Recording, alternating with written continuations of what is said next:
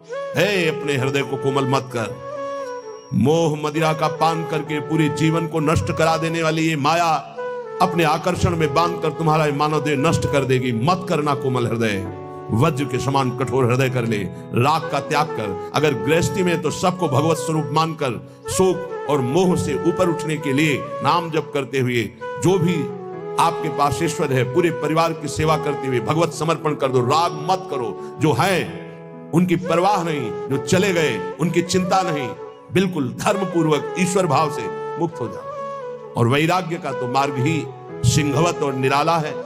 इसलिए कह रहे हैं सुंदर घर, सुंदर स्त्री, सुंदर पुत्र, संपत्ति, माता पिता, वयोवृद्ध गुरुजन,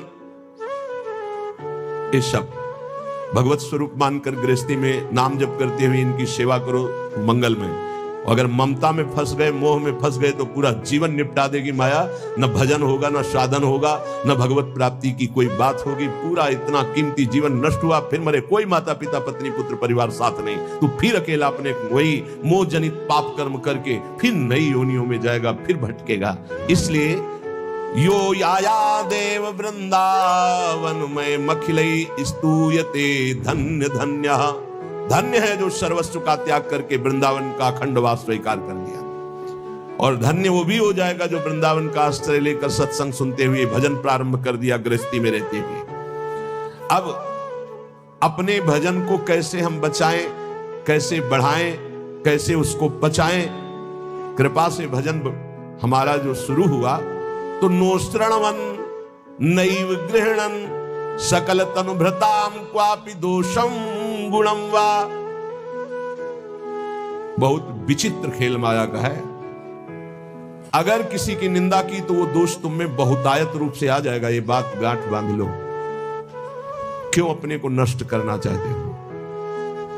किसी की भी निंदा की, किसी भी बात की अहम बुद्धि करके वही तुम्हें भ्रष्ट कर देगा। वही बहुत जोर की वृत्ति आपके अंदर दोष की आ जाएगी। इसलिए नो श्रणवन, किसी की भी निंदा कभी भी मत सुनो, तत्काल अंगुली काट देना। बहुत बड़ी हानि है इससे।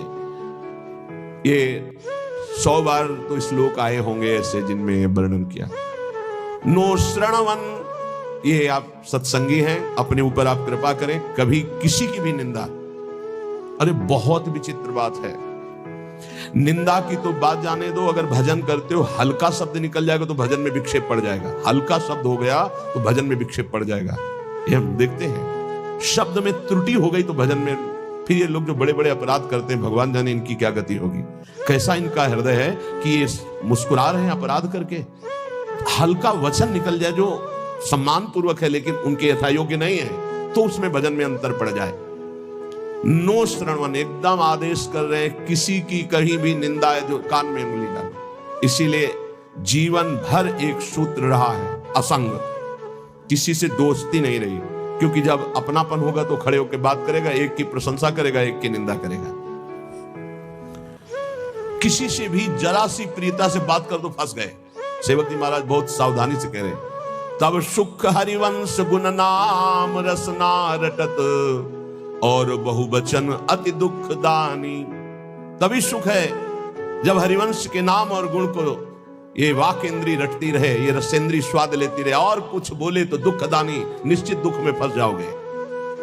नो श्रणवन, बिल्कुल ये नियम ले लेना चाहिए किसी की निंदा। और निंदा सुनने में मन बहुत राजी रहता है, अच्छा, और बहुत हर्षित होकर जैसे उसको राजपद मिलने जा रहा हो, ऐसे पूरे एकाग्रता। ऐसा ना वेदांत का सिद्धांत सुनेगा, ना भक्ति का सुनेगा, ना भगवान की महिमा। निंदा हो रही है तो खसक के और नजदीक पहुंच जाए, पुनः बोलो हम सुना दे, और अच्छा ऐसा हुआ और आगे क्या, पूरा रसास्वादन उसमें डूबे चले जा रहे हो। ये नहीं पता कि ये हमारे सारे पुण्य नष्ट करके नरक का रास्ता बन रहा है।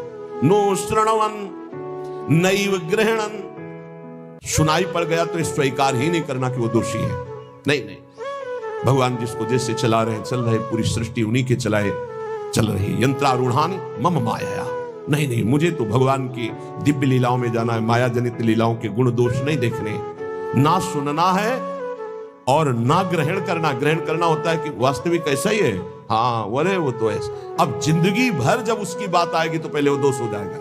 अच्छा, वो घृणास्पद भाव तुम्हें भगवत प्राप्ति कभी नहीं होने देगा। घोर पापी में, नीच में भी स्वाराध्य बुद्धिर मम, मेरे आराध्य राधा वल्लभ लाल विराजमान है, ये भाव रखना है। कर सकल तनुभृताम क्वापि दोषम गुणम वा, जितने भी शरीरधारी हैं किसी के ना दोष सुनना है ना ग्रहण करना है। वृंदावनस्थ सत्वान्यखिल गुरुधिया सन्नमन दंड पातई, ऐसे भजन बचता है। ऊपर वाली पंक्ति से भजन बचता है। परदोष दर्शन, परदोष वर्णन, परदोष श्रवण और परदोष चिंतन ये सर्वनाश कर देता है, सर्वनाश। सच्ची माने,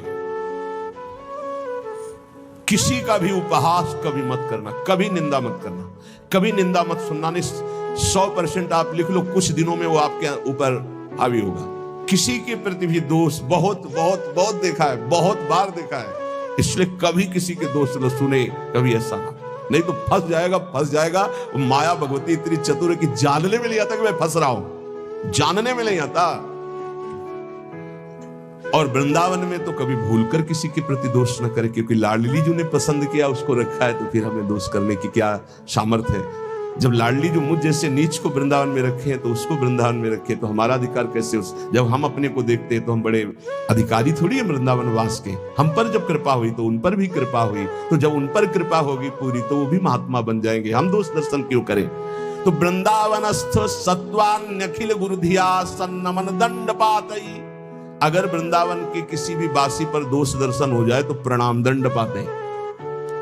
वो जाने या न जाने दूर से प्रणाम कहे, प्रभु मेरे से गलती हो गई, क्षमा करो प्रभु, मैं आपकी महिमा को नहीं जानता, ऐसा पक्का समझ लो, नहीं भजन क्षीण हो जाएगा, भजन नष्ट हो जाएगा। जो त्यक्ता शेषाभिमानो, सब अभिमान छोड़ करके निरवधि परमा किंचन कृष्ण राधा, श्यामा श्याम की आराधना के लिए दैन्य भाव अत्यंत आवश्यक, किसी भी तरह का कोई अभिमान नहीं होना चाहिए।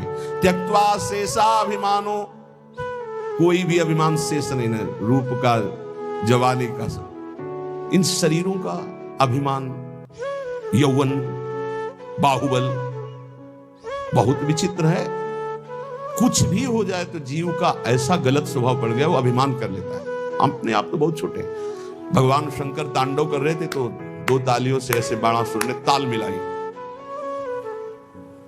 भगवान शिव प्रसन्न हो गए, कहा शास्त्र भाव, 1000 भुजा वाला महान बलशाली विक्रम भगवान शिव की कृपा। अब 2 भुजाएं तो अगर सही ढंग का स्वास्थ्य हो तो फिर खुजली संभलती नहीं, बल्कि भगवान शिव का कृपा पात्र 1000 भुजाएं, तो जिस पर्वत में मारे चकनाचूर, जाके दिग्गजों को ललकारा, भाग पड़े, कोई उसके सामने नहीं। काफी समय विचरण करने के बाद भगवान शंकर के पास आयो, कहा जगत गुरु, आज दूसरी तरह से प्रणाम था। भगवान शंकर ज्ञान समुद्र, बोले गुरु खुजली हो रही भुजाओं में। बोले मतलब? बोले आओ, आप ही आओ, हमारे बल दिया है, 1000 भुजा है, तो आपसे युद्ध करना चाहता हूं। मुस्कुरा दिए। भगवान ने कहा एक माली भी जिस पौधे को सजाता उसको उजाड़ता नहीं है, तुम्हारी भुजाओं की खुजली मैं तो नहीं मिटाऊंगा, लेकिन मेरे समान बलशाली आकर मिटा देगा।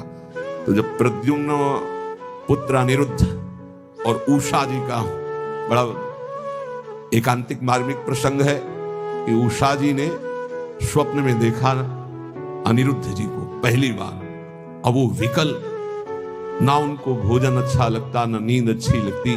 तो जो उनकी परिचर्या में वो 9 कुमारी थी, आसपास राज सैनिक वयोवृद्ध या जो स्त्री पुरुष दोनों नहीं, उनको लगाया जाता था। राजकुमारियों के महल की सुरक्षा में वयोवृद्ध, अनुभवी या जो स्त्री पुरुष दोनों नहीं, उनको लगाया जाता था। तो ऐसी व्यवस्था में उनके पास सखियां सेवा में रहती थी।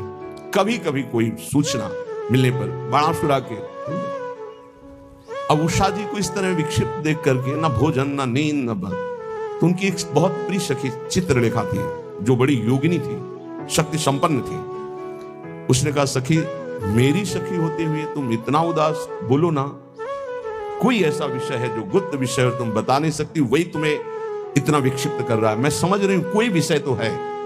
उनका सखी, मुझे एक स्वप्न में 9 कुमार के दर्शन हुए और अब मैं उसके बिना जी नहीं सकती, पर मैं ये नहीं जानती को है कौन, कहां का है, क्या है, पर स्वप्न में मैंने देखा।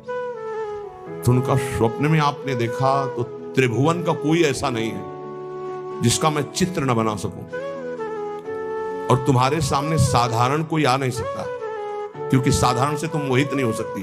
तो मैं असाधारण महापुरुषों के परिवारों का चित्रण करूंगी, तुम केवल इशारा दे देना, मैं योगिनी हूं, अपहरण उसका मैं कर लूंगी। स्वप्न में देखा था अनिरुद्ध जी को।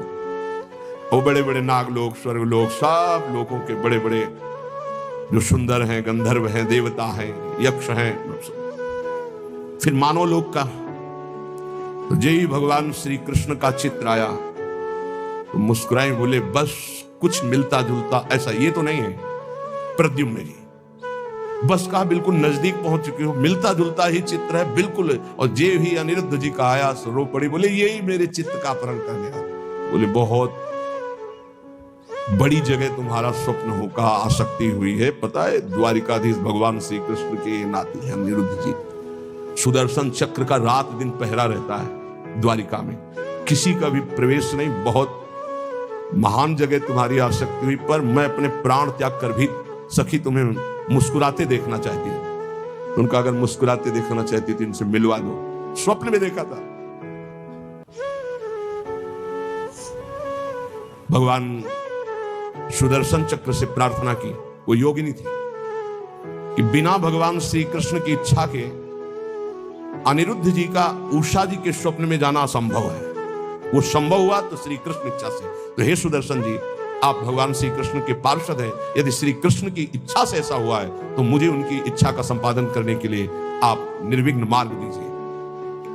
चली गई।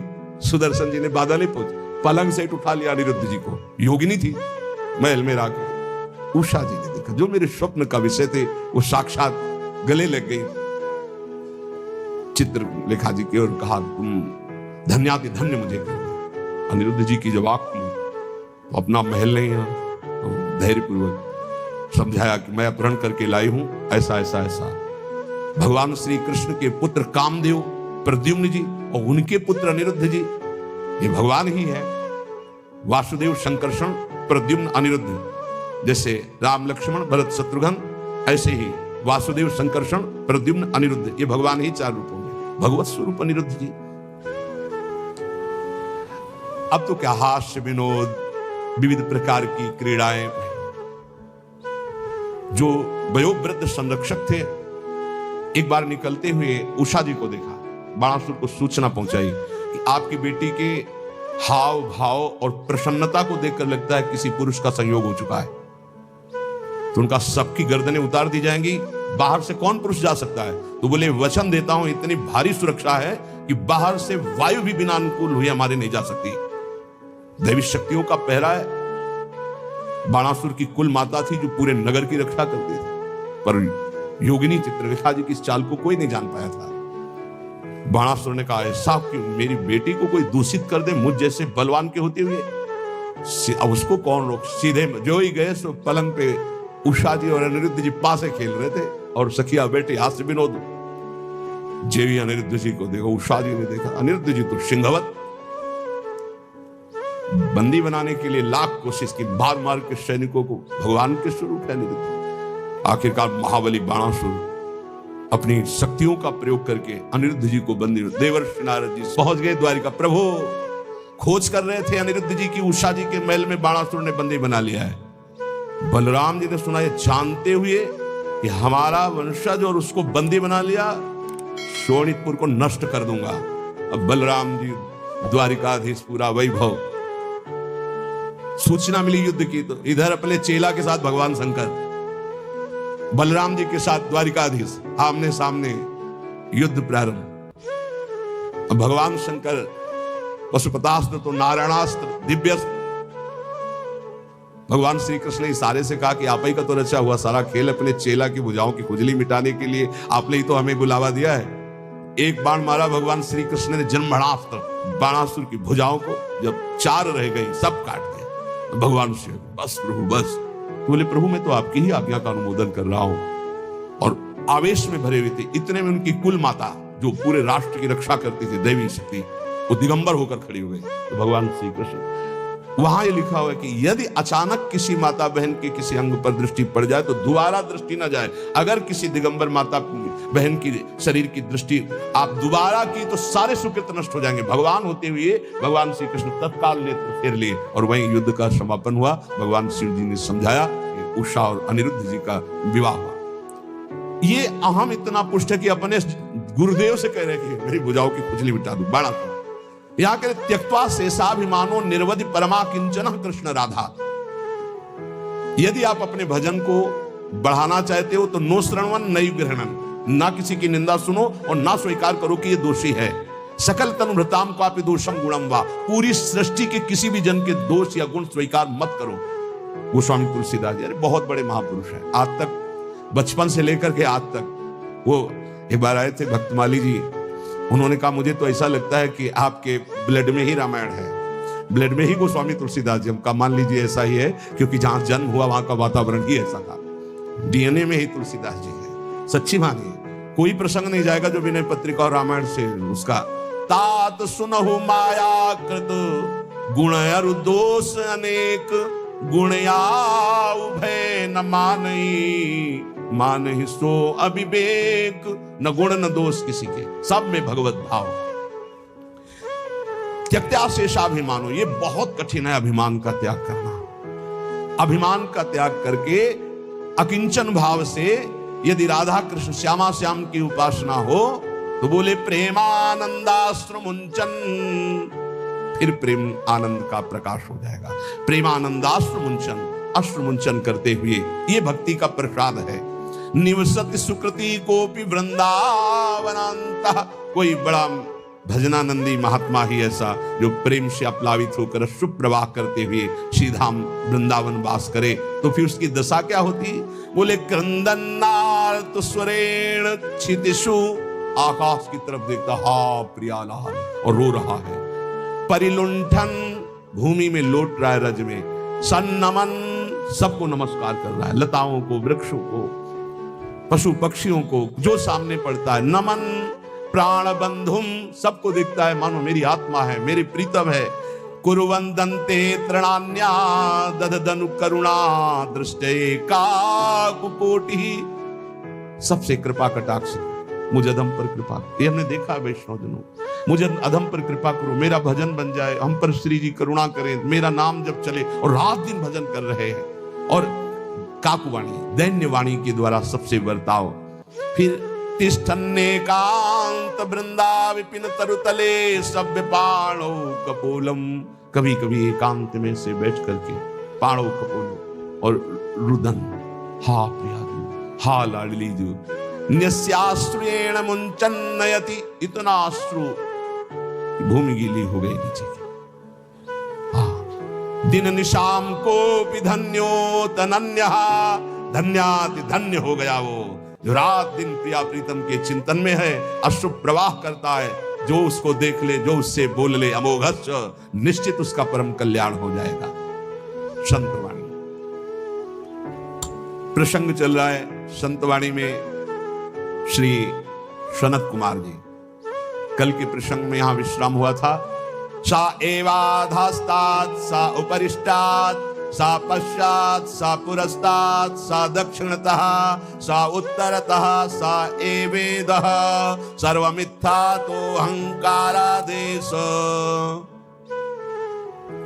वह परमात्मा नीचे है, ऊपर है, वही पीछे है, वही आगे है, वही दाहिने, वही बाएं है, वही सर्वत्र है। जो ऐसा जान जाता है, न पश्यो मृत्युम पश्यति न रोगम नोत दुखाता सर्वाः पश्यः पश्यति सर्वमाप्नोति सर्वस इति। जो ऐसा अनुभव कर लेता है, गीता जी, बहिरंतस्य भूतानाम अचरम चरमेव च सूक्ष्मात् तद्विज्ञेयम् दूरस्थम चान्तिके च तत्। वो दूर है, वो बहुत नजदीक है, वो बाहर है, वो भीतर है, वो ऊपर है, वो नीचे है, वो समस्त भूतों में है। ऐसा जो अनुभव कर लेता है वो जीवन मुक्त महापुरुष होता है। तो या करें, न पश्यो मृत्युम पश्यति, मृत्यु की ताकत नहीं उसको देख ले जो ऐसा अनुभव कर लेता है। इतनी ऊंचाई पर होता है कि मृत्यु का प्रहार स्पर्श भी नहीं कर सकता। न रोगम, कोई रोग उसे दुख नहीं पहुंचा सकता। नोत दुखता, कोई भी भयानक विपत्ति दुख इसका स्पर्श नहीं कर सकती। समझो इस बात को। यदि भगवत प्राप्ति हो गई तो कोई भी दुख, कोई भी रोग, कोई भी शोक, कोई भी भयानक विपत्ति। सुना महामहिम पूज्य श्री अर्जुन देव जी का पावन बलिदान अपने धर्म के प्रति। कहा तेरा किया मीठा लागे। 5 दिन की जो यातना सुनी, थर्रा गया हृदय केवल सुन करके। और वो महापुरुष की मुस्कुराहट में कोई अंतर नहीं। न पश्यो मृत्युम पश्यति न रोगम नोत दुःखताः सर्वाः पश्यः पश्यति सर्वमाप्नोति सर्वस्व इति वेद कहता है।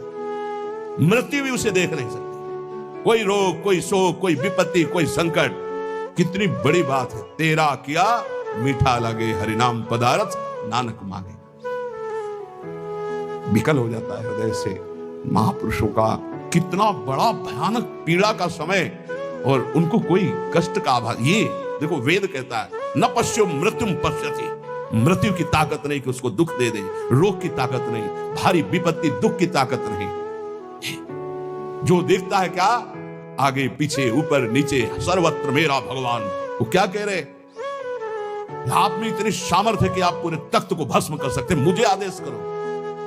वो पीर मियां मैं भस्म कर देता हूं। तो उनका नहीं, वाहेगुरु का किया सब मीठा लगे। वाहेगुरु परमात्मा परमेश्वर उनका किया सब मीठा लगे। वाहेगुरु का विधान बड़ा मधुर है। वो कह बड़ा सोचो, ये बौद्धिक स्तर कैसे समझ पाएगा उन महापुरुषों की स्थिति को। ये वेद बता रहा है न पश्यो मृत्युम पश्यति न रोगम नोत दुःखताः सर्वाः पश्यः पश्यति सर्वमाप्नोति सर्वस्य इति। बोले स्थिति कैसे प्राप्त होती। ये सनत कुमार जी के वचन है। बोले आहार शुद्धौ सत्व शुद्धे सत्व शुद्धौ ध्रुवा स्मृति स्मृति लंभे सर्वग्रंथि नाम विप्रमोक्षः। जिसका आहार शुद्ध है, चरित्र शुद्ध है, आचरण शुद्ध है, वही महापुरुष स्मृति को प्राप्त होता है। सत्व शुद्धि, आहार शुद्ध होने पर ही अंतःकरण शुद्ध होता, अंतःकरण शुद्ध होने पर आचरण पवित्र होते हैं। चरित्रवान, जो पवित्र चरित्र वाला, वही भगवती स्मृति को जागृत करता है। ये देवी शक्ति है स्मृति, अखंड स्मृति। जिस समय अखंड स्मृति जागृत होती है तो कह रहे स्मृति लंबे सर्व ग्रंथि नाम विप्रमोक्षः। समस्त ग्रंथियां छिन्न भिन्न हो जाती हैं और वो जीवन मुक्त महापुरुष हो जाता है। इसलिए इन कामों से दूर रहो।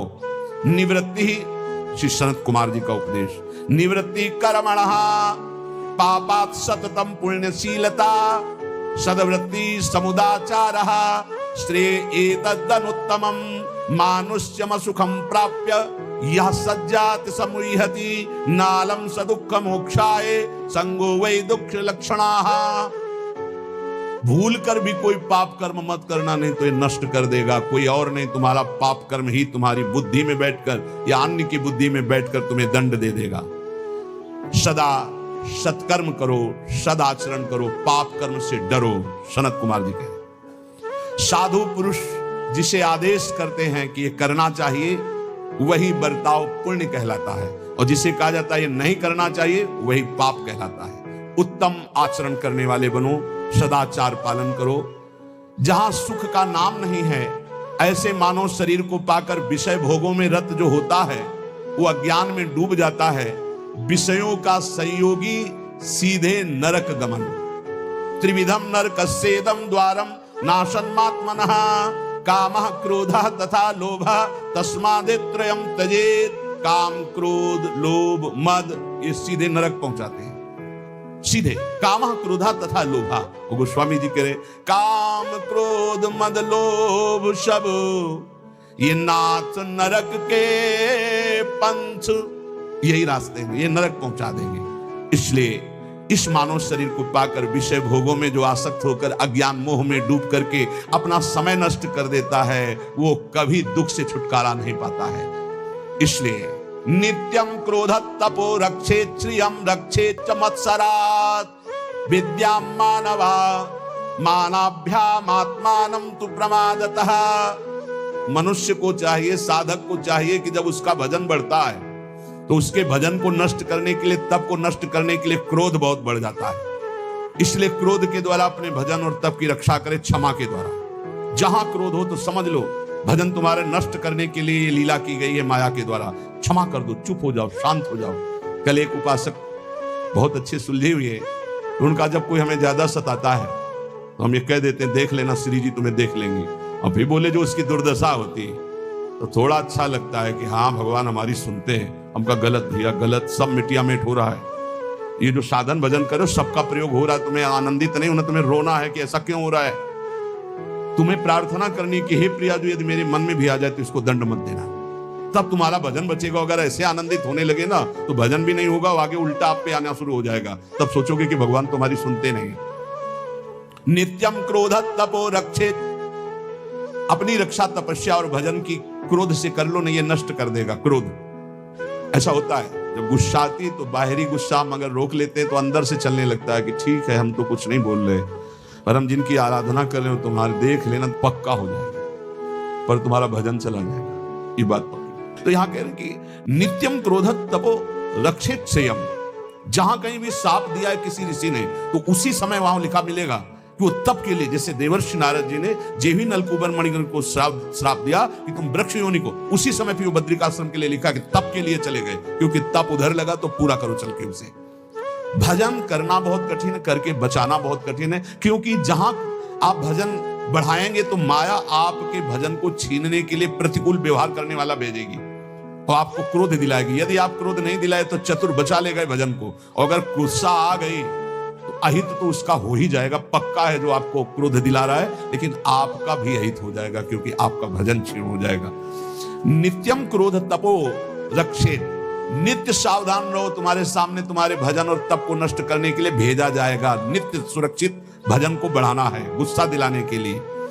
रक्षित श्रियम रक्षित च मत्सरात, जो भागवती ऐश्वर्य प्रकट होता है उसका नाश हो जाता है दूसरों पर ईर्ष्या करने से।